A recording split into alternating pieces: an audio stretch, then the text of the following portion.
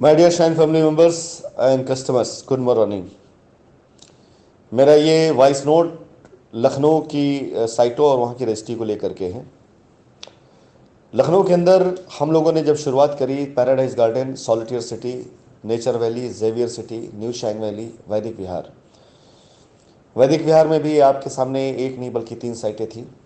और इन सभी साइटों पर बाकायदा अच्छे तरीके से बच्चों ने काफ़ी मेहनत भी करी है। दिन रात एक करके लोगों ने काम भी किया वहाँ पर। कई ऐसे विवाद आए जिन विवादों को सुलझाते हुए, उन विवादों से लड़ते हुए लोग बाहर भी निकले और अपने कस्टमर्स को उन्होंने बाहर भी निकाला। नो डाउट एक साहस भरा काम था, लोगों ने बड़े साहस के साथ किया। जिम्मेदारी भरा काम था और है आगे भी लोग जिम्मेदारी से काम कर भी रहे हैं और आगे निभाएंगे भी जिम्मेदारी को। लेकिन कुछ चीज़ें ऐसी हैं जिनके बारे में कंपनी की तरफ से अपना खुद का ऐसा मानना है कि अगर उन चीज़ों को आज नहीं कंट्रोल किया गया तो शायद हो सकता है कि जाने और अनजाने में वो गलती, वो एक बहुत बड़ा एक और तूफान बन सकता है, जो आने वाले वक्त में कस्टमर्स के लिए या एसोसिएट्स के लिए नई परेशानी का सबब बन सकता है। रिडिम्पशन या सेटलमेंट के नाम पर हजारों रजिस्ट्रियां लखनऊ शहर के अंदर हुई हैं, सभी साइटों पे मिला करके। अगर आप उसकी कैलकुलेशन निकाल लेते हैं तो सिर्फ मात्र लखनऊ ऐसा है, अगर सारे के सारे ज़मीनों पर अगर हम कैलकुलेशन निकालते हैं, चाहे वैदिक विहार हो, चाहे पैराडाइज गार्डन हो, चाहे सॉलिटियर सिटी हो, चाहे जेवियर सिटी हो, चाहे नेचर वैली हो, तो करीब करीब अगर लोगों की तरफ से जो एक फिगर निकल करके आता है, अगर वो उन रजिस्ट्रियों को सत्य माना जाए, तो मेरे लिहाज से अब तक लखनऊ के अंदर के तकरीबन केस ख़त्म हो गए होने चाहिए और सारे एफआईआर केस ख़त्म हो गए होने चाहिए, क्योंकि एफआईआर के नाम पर काफ़ी रजिस्ट्रियाँ कराई गई हैं और डेवलपमेंट चार्ज लेकर भी कराया गया है और बगैर डेवलपमेंट चार्ज भी कराया गया है। इसके साथ ही साथ ऐसे केस भी ख़त्म कराने की बात करी गई है जिसमें पुलिस कंप्लेंट डाली गई थी, क्योंकि मेरे अप्रूवल्स सिर्फ और सिर्फ लोगों के रिक्वेस्ट पर चले जाते थे कि हाँ इस काम कराइए, और जब एफआर की प्रक्रिया चेक कराई गई तो एफआर में यानी कस्टमर का जो सेटलमेंट हुआ है वो बहुत ज़्यादा नहीं हुआ है। लीगली अगर देखा जाए तो ये हमारी मजबूती है, कोई कमज़ोरी नहीं है। अगर किसी कस्टमर ने किसी भी केस के लिए एफआईआर किया हुआ था और अगर हमने उसकी कंप्लेन पर जाकर रजिस्ट्री कर दी, जिसमें उसने तहसील में आकर अपनी रजिस्ट्री भी करा दी और लाइबिलिटी भी अपनी सरेंडर कर दी, लिख करके भी दे दिया है, तो मामला वो लीगल का हो जाता है। और जिस प्रकार से कस्टमर का अपना अधिकार होता है कि वो अपनी रजिस्ट्री अगर नहीं हुई थी, उसने एफआईआर किया था, तो रजिस्ट्री पा लेने के बाद, समझौता पत्र साइन कर देने के बाद फिर मामला जांच अधिकारी के हाथ में होता है और जांच अधिकारी के साथ साथ मामला कोर्ट के हाथ में होता है। इस बात को लेकर के हमें उस इतनी ज़्यादा चिंता नहीं, बल्कि चिंता सिर्फ इस बात को लेकर के कि अगर इस मैनेजमेंट को अच्छा नहीं किया गया तो एक दिन कंपनी की सारी ज़मीनों पर लोग जय शाइन सिटी करते हुए लोगों के रिडिम्पशन के नाम पर रजिस्ट्रियाँ कराते जाएंगे, ख़त्म करते जाएंगे, लेकिन केस वहीं के वहीं खड़े रह जाएंगे और लाइबिलिटी वहीं वहीं दिखती रह जाएगी। जिस समय नेपाल से मैं आया था उस समय पर मुझे अच्छे से याद है, रिकॉर्ड में भी है और बहुत से लोग इस बात के विटनेस भी होंगे, कि कोई ऐसा दिन नहीं था जब मैंने अपने सभी बच्चों से रिक्वेस्ट करके 5-5 लाख 10-10 लाख का बिजनेस मांगा था कंपनी खड़ा करने के लिए रियल इस्टेट पर। तब रियल इस्टेट में बहुत तेज़ी से, बहुत मजबूती से, बहुत से लोगों ने काम नहीं किया था। लेकिन फिर भी जो कुछ भी होता था, लोगों को याद होगा कि 21 जून के बाद, 21 जून 2019 से आने के बाद अगर आप रिकॉर्ड उठा के देखेंगे, तो जून के महीने के अंत से कंपनी ने पैसे की अदायगी करनी शुरू कर दी थी। चाहे 10 से 15 लाख रुपए हर दिन का हुआ हो, 20 लाख रुपए हर दिन का हुआ, लेकिन कंपनी ने अदायगी शुरू करी थी, क्योंकि कंपनी का अधिक से अधिक पैसा इन्वेस्टमेंट था। काफ़ी ज़्यादा पैसा कंपनी इन्वेस्ट था। 40 से 42 दिन आने के बाद जो चीज़ें देखने में दिखाई दे रही थी, उस बीच लोगों ने काम नहीं किया था। हमारे आधे से ज़्यादा प्रेसिडेंट हमारे साथ नेपाल में थे, तो उनकी टीमें भी उस तरह से कार्य नहीं कर पा रही थी। लेकिन जो लोग बाहर थे उनमें से कुछ लोगों ने ये मान लिया था कि अब माहौल ख़त्म और दौर ख़त्म हो चुका है, तो इस वजह से बहुत से लोगों ने कार्य नहीं किया था। लेकिन उन सभी लोगों को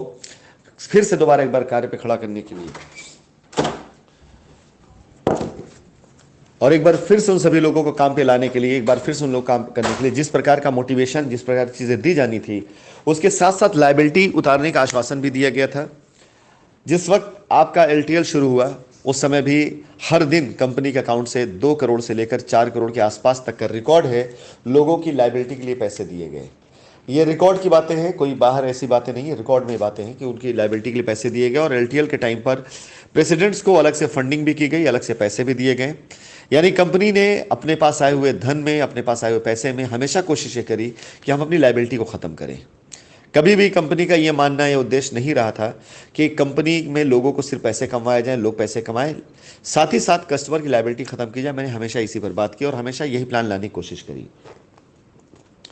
कई बार ऐसा होता है कि प्लान और प्लानिंग जो दोनों परफेक्ट होते हैं, लेकिन सहयोग ना हो पाने की वजह से अगर काम नहीं हो पाता है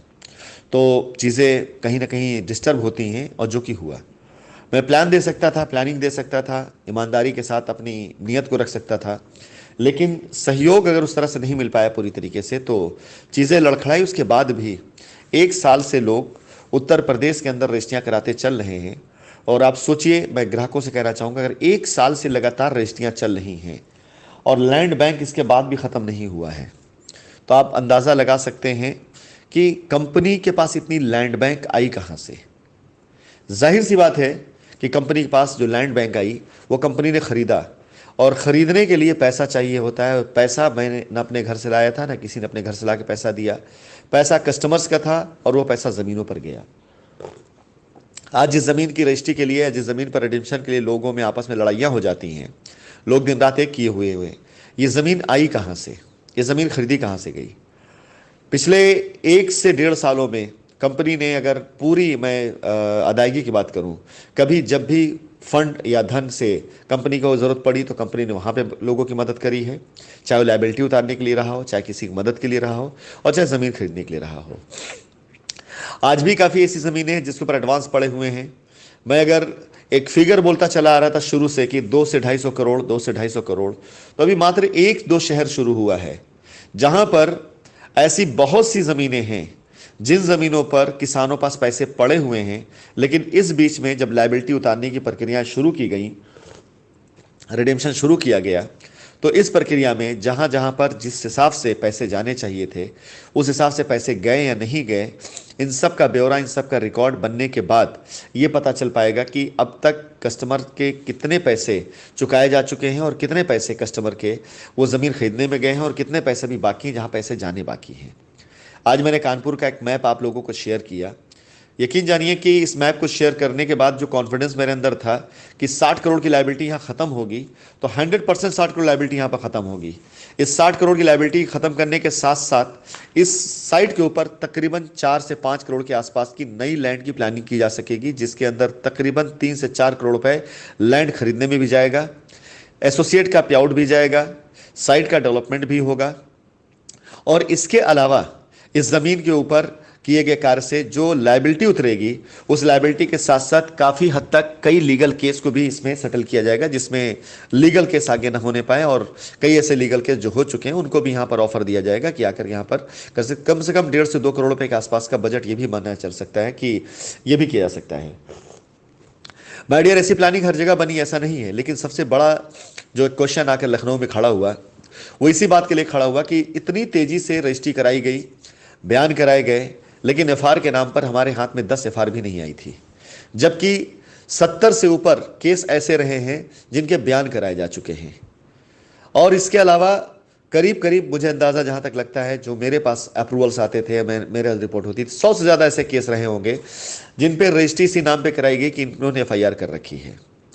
और जब एफआर पे की प्रक्रिया देखी जाती है तो उसके ऊपर जब चीज़ें ज़ीरो आती हैं तो इस पूरी कंट्रोल और कमांड को, चाहे एफआर लगना हो, चाहे सारी चीज़ें हो, चाहे सेटलमेंट कस्टमर का हो, ये पूर्ण रूप से मैं अपने सुपरविज़न में देखूं और देखते हुए इन एफआर को ख़त्म कर, इन एफआईआर को ख़त्म कराऊं, लीगल केस को ख़त्म कराऊं, ताकि लोगों के ऊपर जो खतरे हैं वो ख़त्म हो। एसोसिएट के ज़रिए जो भी कस्टमर की रजिस्ट्री कराई जा रही है उस पर पोजीशन हो सके, ताकि आगे किसी तरह कोई नई चीज़, नई कहानी, नई स्टोरी ना शुरू हो सके, कस्टमर से नाजायज़ पैसे ना लिए जाएं। ये सारी चीज़ों के लिए लखनऊ शहर की सारी रजिस्ट्रियाँ रोकी गई हैं। और जब तक ये डिटेल नहीं मिल जाती तब तक लखनऊ शहर के अंदर रजिस्ट्री सिर्फ और सिर्फ मेरे अप्रूवल के बाद ही हो पाएंगी। कुछ लोगों ने इस बीच में कुछ भ्रांतियां फैलाने की कोशिश करी कि कंपनी के चेयरमैन और कंपनी के एमडी के बीच में शायद कुछ कन्फ्यूज़न आ गया। इसके आधार पर कुछ लोगों का फ़ायदा उठा करके कुछ गलत रजिस्ट्रियाँ कराई गई हैं। ये मेरे संज्ञान में पहले ही दिन थी, लेकिन ज़मीन के कारोबार लोगों ने हमसे सीखा है, जो लोग हमारे साथ काम कर रहे हैं उन्हें ये बात अभी नहीं पता है कि अगर ऐसा कुछ हो जाता है तो ये कितना बड़ा लीगल इशू बन सकता है और इस पर कितने बड़े लीगल एक्शन हो सकते हैं। उन चीज़ों का अधिकार हमारे पास में है और उस अधिकार का मैं पूरी तरीके से पालन भी करूंगा और उस अधिकार का इस्तेमाल भी करूंगा। मैं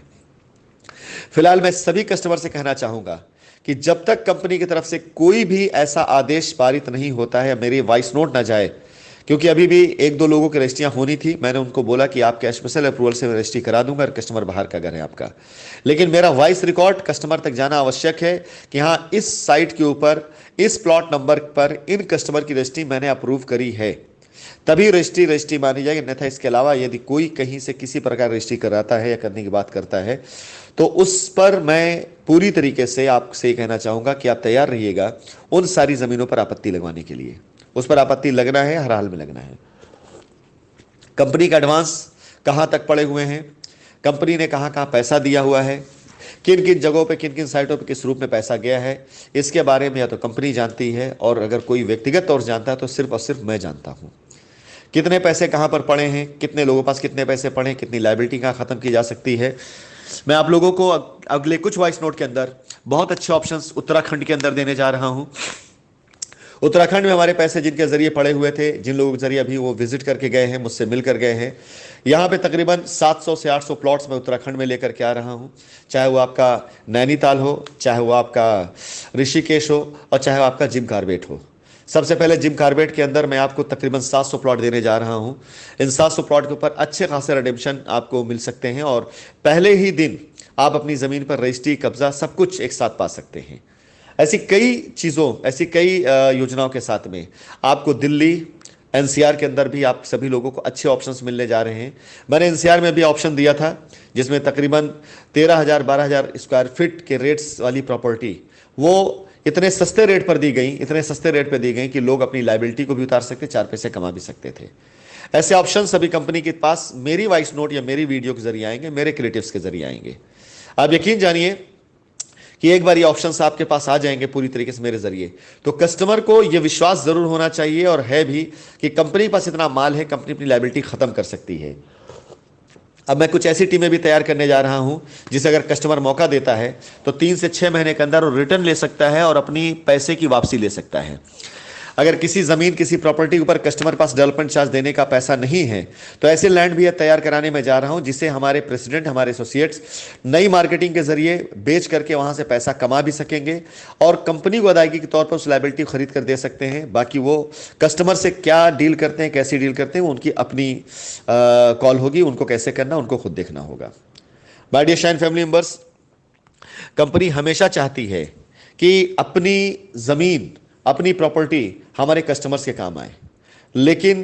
आपके लिए जो रिडेम्पशन अभी चलाया गया था उसमें कहीं एक बार फिर से कोई नई लायबिलिटी ना बने, इसलिए लखनऊ को पूरी तरीके से रोका गया है। कुछ रजिस्ट्रियां कराई जाएंगी जिसमें मेरा स्पेशल अप्रूवल जाएगा, लेकिन आपसे निवेदन है कि जब भी आप रजिस्ट्री कराने जाएं तो अपने पोजीशन को सुनिश्चित जरूर करें। आपका पोजीशन आपको जरूर मिलना चाहिए और जब तक पोजीशन की प्रक्रिया शुरू नहीं हो जाती है, जैसे मैं कानपुर शुरू करने जा रहा हूं, तब तक नई रजिस्ट्री के लिए मैं सबको अलाउ नहीं करूंगा।